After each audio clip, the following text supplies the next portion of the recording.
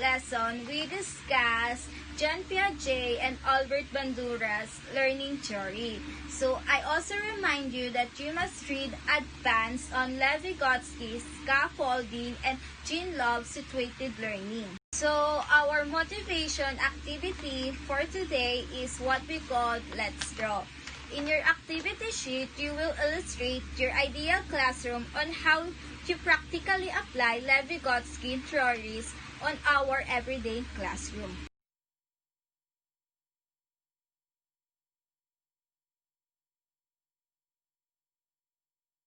Hello everyone, my name is Ella Kiana N. Mendoza and I am here to present my topic about Lev-Vygotsky scaffolding.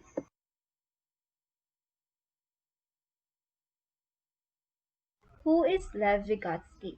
Lev Vygotsky is a Soviet psychologist, born in Russia in 1896, also known for his work on psychological development in children. He died at the young age of 37 years old from tuberculosis. Due to his early death, most of his story were left undeveloped.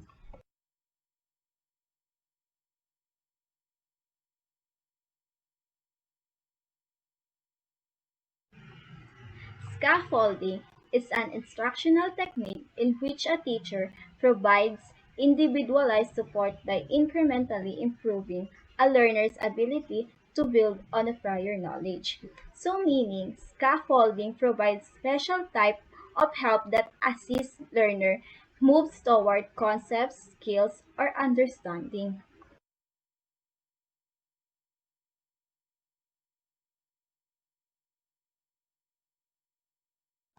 Purpose of scaffolding.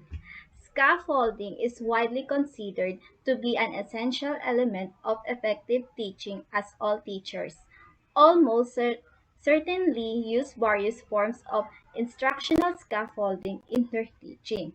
So one of the main goals of scaffolding is to reduce the negative emotion and self-perception that the student may experience when they get frustrated, intimidated, or discouraged when attempting a difficult task without the assistance, direction, or understanding they need to complete it.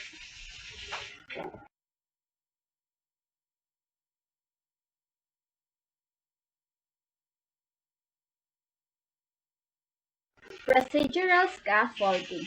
Procedural scaffolding helps learner use appropriate tools and resources effectively. So meaning it procedural scaffolding is a learning on how to navigate the course environment and engage in learning activities. Lack of standards, design templates leads to learner having to understand the structure of the course and how to navigate the course environment.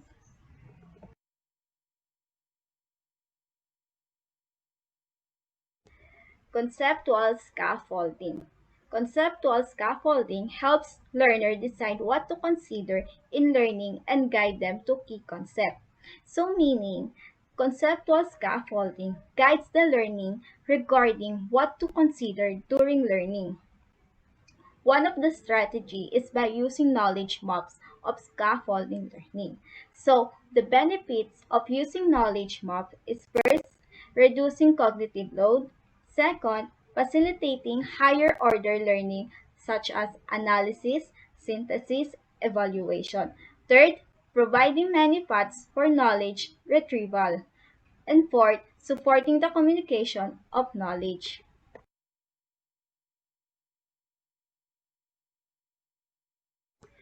Strategic scaffolding helps learners find alternative strategies and methods to solve complex problems.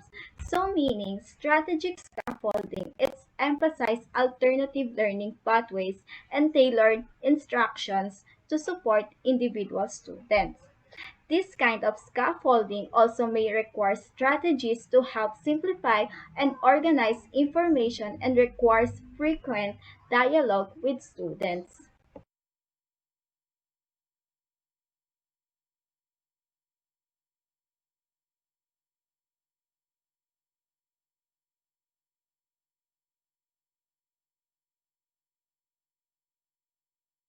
Metacognitive scaffolding. Metacognitive scaffolding supports learner in developing thinking and manage their learning. So meaning, this scaffolding prompts students to think about what they are learning throughout the process and assists students reflecting on what they have learned.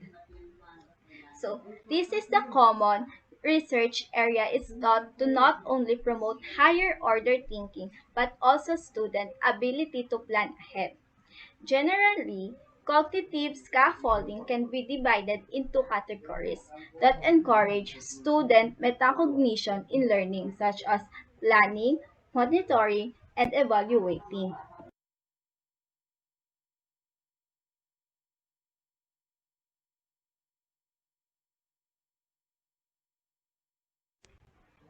Who is Gian Love? Gian Love received her PhD in social anthropology from Harvard University in 1968. In 1994, the American Educational Research Association presented her with the Sylvia Scribner Research Award. She was the honorary Simpson Visiting Professor in Anthropology at Manchester University in 1995.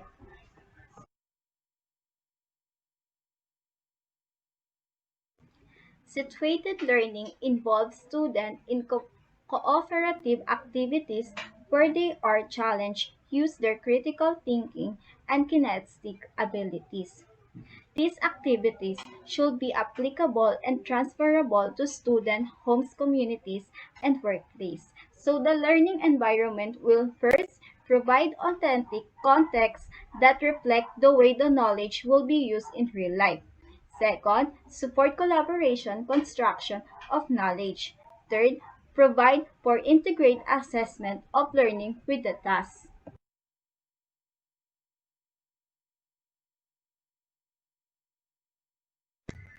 Situated learning involves students in cooperative activities where they are challenged, use their critical thinking and kinesthetic abilities. These activities should be applicable and transferable to students, homes, communities, and workplaces. Example of situated learning activities: field trips, where students actively participate in an unfamiliar environment. Second, laboratories are used as classrooms in which students are involved in activities which replicate actual work settings. This example illustrates that students are actively involved addressing real-world problems.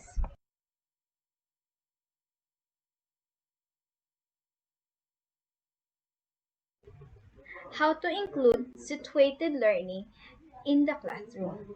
Select situations that will engage the learner in complex, realistic, problem-centered activities.